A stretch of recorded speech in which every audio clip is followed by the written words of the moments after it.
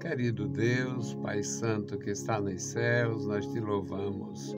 Obrigado, Senhor, pela tua bondade, pela tua graça. Obrigado, Senhor, pela manifestação do teu amor na pessoa de Jesus. Obrigado, meu Senhor, pela tua bondade. Querido Senhor, guarda os nossos ouvintes, os nossos irmãos, recompensa os nossos ajudadores.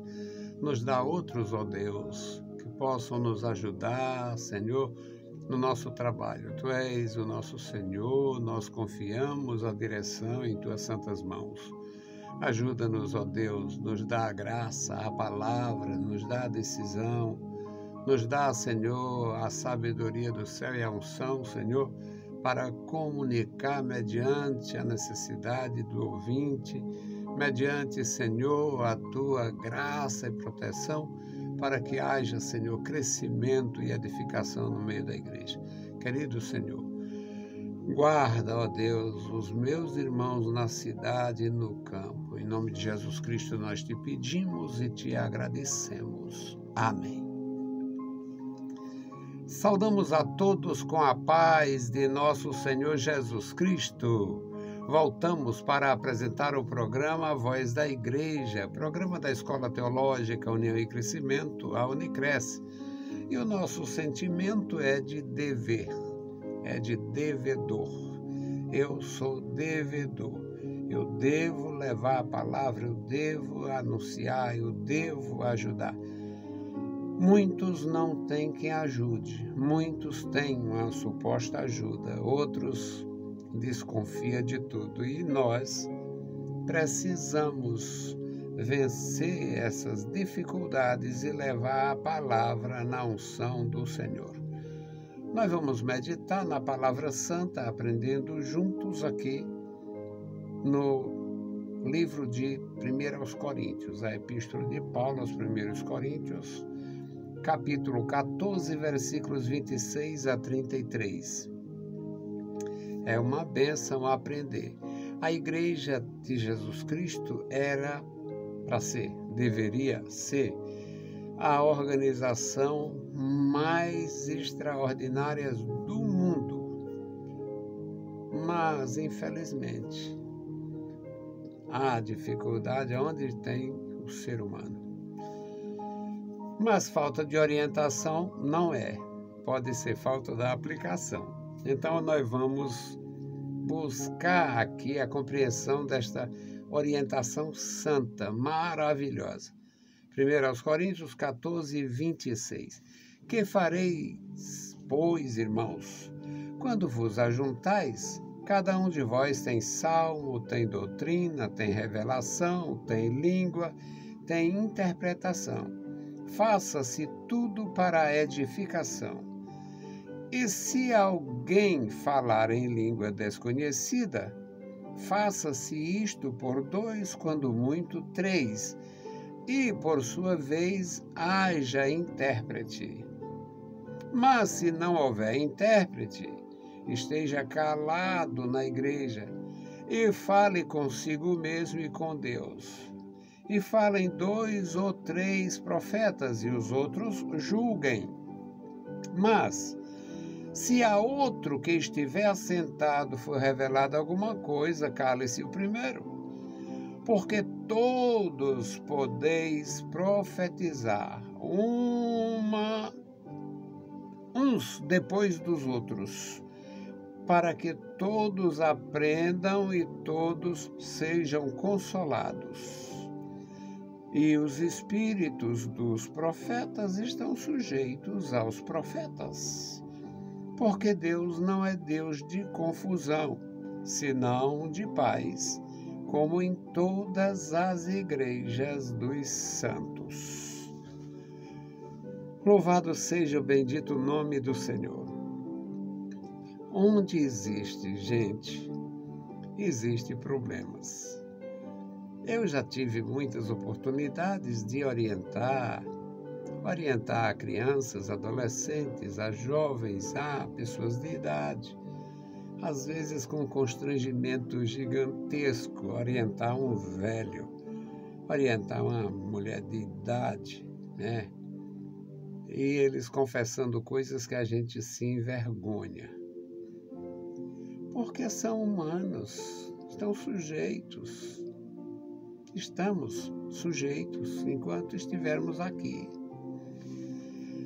E eu me sinto bem desconfortável em determinado momento, ouvindo confissão de pecados grosseiros de pessoas idôneas, pessoas de idade. Mas, para isto, fomos levantados. A boa orientação faz parte do propósito divino, orientar pessoas. Porque desde a primeira hora que o homem foi atingido, ferido e passou por um processo danoso. Então, quem passa por um processo danoso, tendo prejuízo, sofrendo danos, precisa de reparos. O apóstolo de Jesus Cristo para os gentios estava absolutamente certo e consciente que era necessário boa disciplina apostólica nas igrejas que ele tinha a autoridade, na condição de apóstolo dos gentios, trabalhando, ficando 2, 3 anos em Corinto. Ele ficou 2 anos. E era um tempo muito grande para uma pessoa ficar numa cidade estranha, só com o interesse espiritual de ensinar, orientar, treinar e preparar pessoas, inclusive ungir. Então, como havia umas dificuldades em relação aos dons espirituais, e havia indisciplina, irregularidade mesmo, tudo que diz respeito ao desconhecido é difícil de compreender. E quem é que entende as coisas de Deus? Então era necessária esta disciplina. E como ele foi consultado, como ele se tornou, estava a par dos acontecimentos, muitos orando em língua, orando alto, e chegava a atrapalhar o trabalho, o culto. Ele diz: olha, se todos falarem assim, ficarem assim, e entrar uma pessoa descrente, vão dizer que está doido, vão dizer que está louco. Então não é assim, não deve ser assim. Não deve ser assim. É bom ser espiritual, mas ter discernimento, ter boa instrução. Eu prefiro falar na minha língua do que 10.000 palavras numa língua desconhecida. Alguns proíbem falar línguas e tal. Ele disse: não proibais, mas também não pode ser uma coisa prejudicial. E neste texto que nós lemos, ele já está realmente com tudo definido para dar orientação. E a orientação é esta. Ele tinha, neste início aí, no contexto desta leitura, ele diz: olha, não sejais meninos, não. Sede meninos na malícia, mas não no entendimento. Não seja menino no entendimento, seja menino na malícia. E é no versículo 24 que ele diz: mas se todos profetizarem e algum indouto ou infiel entrar,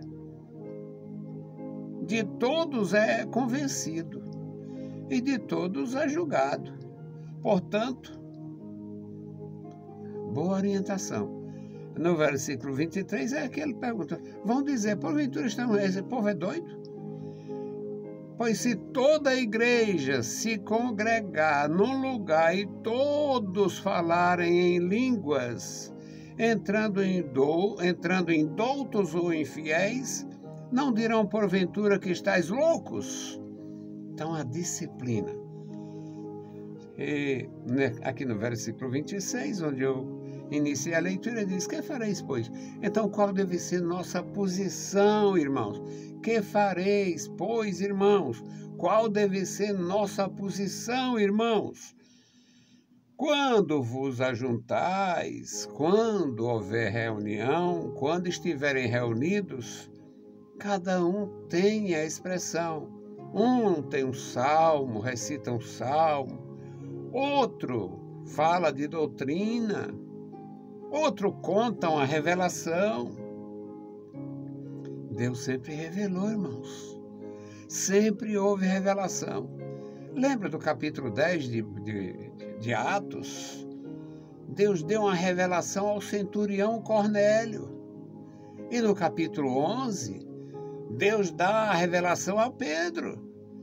A revelação de Pedro foi bem estranha. A revelação do Cornélio, um pagão, foi um anjo falando com ele. E a revelação de Pedro, um lençol grande, um negócio grande, descendo, vindo de cima para baixo. E ele vendo ali animais abatidos. Animais ali, tinha bode, tinha porco, tinha tudo ali. Quadrúpede, tinha réptil, mata e come. Eu disse: eu não sou nem doido, nunca comi isso. Pois é, revelações.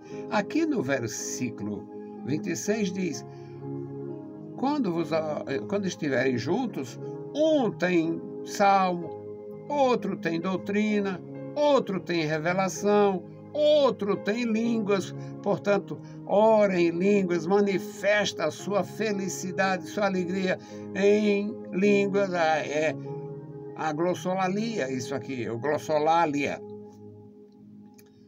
E precisa ter interpretação. Precisa ter interpretação.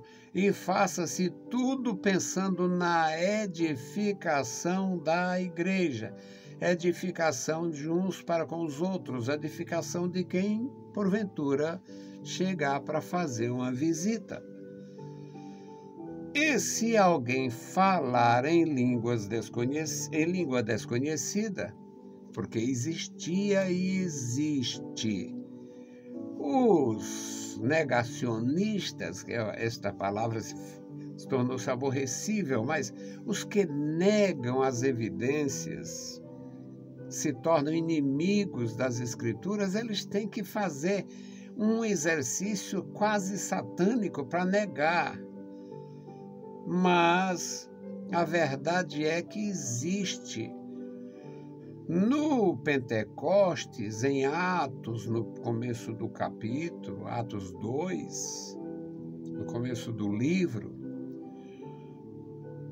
houve o milagre dos galileus falarem na língua dos caldeus, na língua dos medos, dos persas, dos egípcios, dos babilônios. Mas não foi assim todo o tempo. Lá na casa do Cornélio, ali não tinha idiomas, não. Eram línguas estranhas, línguas no aspecto espiritual. Como é que eu explico? Eu não sei. Eu sei que Deus me usa. Eu oro em línguas e fico confortado. Acontece, meus amados, que isto é necessário ter disciplina, ter conhecimento das coisas de Deus e ter realmente critérios. Se alguém fala em língua desconhecida, faça-se isto por dois, Paulo dizendo no versículo 27. Por dois, quando muito, três, e por sua vez, haja quem interprete. Se não houver quem interprete, se não houver no mesmo nível de espiritualidade a revelação, o conhecimento da mensagem que está sendo entregue ou pronunciada, então fique calado na igreja. Fale consigo mesmo. Fale consigo mesmo e com Deus. Falem 2 ou 3. Aqui foi sobre línguas. Línguas desconhecidas. Desconhecidas. Não se trata de idiomas. Agora sobre profecias. Falem 2 ou 3 profetas. E os outros julguem. Os profetas, no começo da igreja, não tinha a instrução escrita e tinha os profetas, a profecia, Deus falava. Houve profecias interessantíssimas. Houve profecia com simbolismo. O Ágabo, um profeta que chegou lá na Ásia, ele tomou a cinta do apóstolo Paulo e se envolveu, amarrou a cinta lá, não sei de que forma. Ele disse: eu estou fazendo isso porque o dono dessa cinta vai ser preso. Era profecia. E Paulo mesmo disciplinando aqui a igreja com a instrução, ele diz: falem 2 profetas e os outros julguem. A profecia teria necessidade de aprovação, de crivo espiritual. Os outros julguem, mas se a outro que está assentado for revelada alguma coisa, cale-se o primeiro. Mesmo critério, falem 2 ou 3 em línguas. E fale-se 2 ou 3 profetas. E se algum, já tem um profeta falando, se foi revelada alguma coisa ao que está sentado, o primeiro se cale e escute. Porque todos podeis profetizar. Havia muitos profetas. Imagina uma casa, a casa de Filipe, um dos 7 diáconos, tinha as filhas profetisas. 3 ou 4 filhas donzelas profetisas. Deus usava as moças em profecia. Era necessário. É necessário. Se houver alguém neste nível espiritual, ele diz: todos podeis profetizar, uns depois dos outros, para que todos aprendam. Não existe palavra vaga, palavra vazia. Quando é Deus que fala, tem sentido. Para que todos aprendam e para que todos sejam consolados, edificados, orientados, para que todos fiquem satisfeitos espiritualmente. No versículo 32, ele diz: os espíritos dos profetas estão sujeitos aos profetas. As pessoas indisciplinadas espiritualmente quer falar e se aborrece se houver interrupção, qualquer coisa, estão desrespeitando, não honrou e tal, mas aqui tem a orientação verdadeira. Os espíritos dos profetas, ou seja, o meu espírito está alegre, está se regozijando, está cheio de gozo, maravilha. Mas os outros também devem estar. Então, tem pessoas que têm um tom baixinho, fala sempre baixo, tem outros que falam muito alto. E a palavra é esta: os espíritos dos profetas. Não é o Espírito Santo que está sujeito a profeta, não. O Espírito Santo não está sujeito a ninguém. Os espíritos dos profetas estão sujeitos aos profetas. Profetas que se eduque. Profeta que tenha educação. Profeta que tenha temor. Profeta que faça tudo decentemente e com ordem. Profeta que pense na edificação do outro, do próximo. Profeta que não seja arrogante buscando seus interesses. Eu tenho que ser honrado, todo mundo tem que me escutar. Cale-se o primeiro. Outro irmão se levantou, foi revelado alguma coisa, cale-se o primeiro. A igreja é muito bem orientada. Deveríamos ser muito melhores. E o último versículo, ele diz, porque Deus não é Deus de confusão, mas de paz. Como em todas as igrejas dos santos, a gente ensina isto. Em todas as igrejas, mesma doutrina, mesma instrução, uniformidade doutrinária.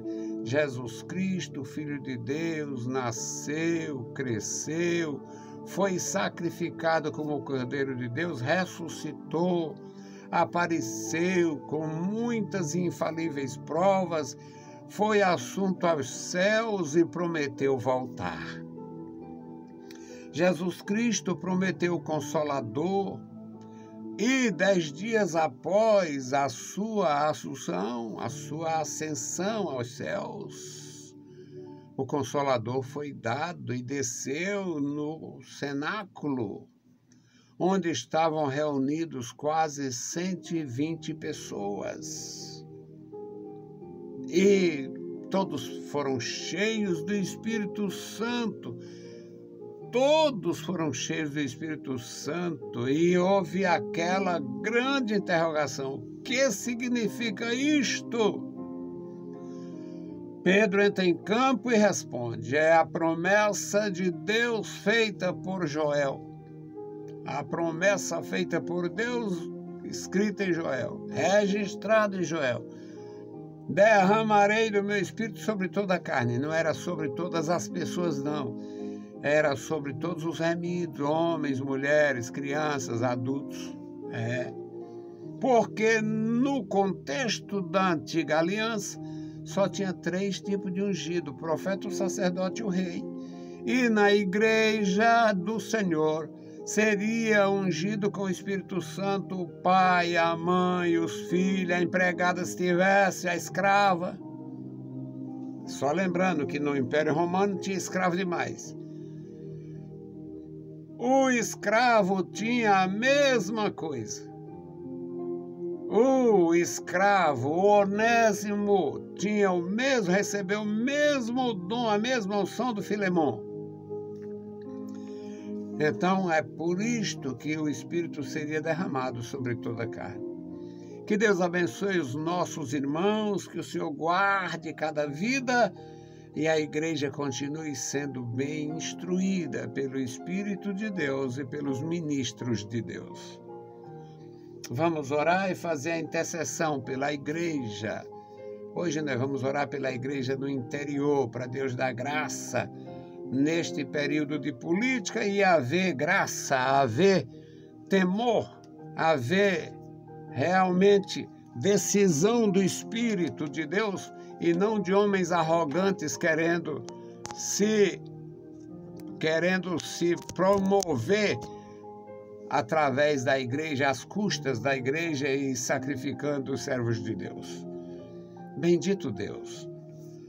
Pai Santo, Pai querido que está nos céus, nós te louvamos, bendizemos e agradecemos pela tua bondade. Obrigado, Senhor.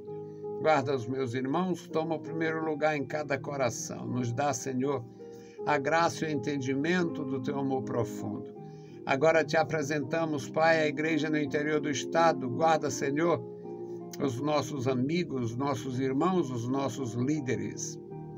Tu conheces, Senhor, o coração de cada um e as dificuldades administrativas deste tempo, Senhor. Tu sabes, ó Deus, as investidas do adversário, ó Senhor, os níveis de tentação e o suborno. Deus tenha misericórdia dos teus servos e que a igreja seja poupada. Deus fiel, Deus todo-poderoso, ouve a nossa petição. Em o nome santo de Jesus Cristo, nós te pedimos. Amém. Saudamos a todos com a paz de nosso Senhor Jesus Cristo. Se o Senhor permitir, a gente volta. Deus os abençoe. Leiam a Bíblia Sagrada e a graça de nosso Salvador repouse sobre vós. Amém.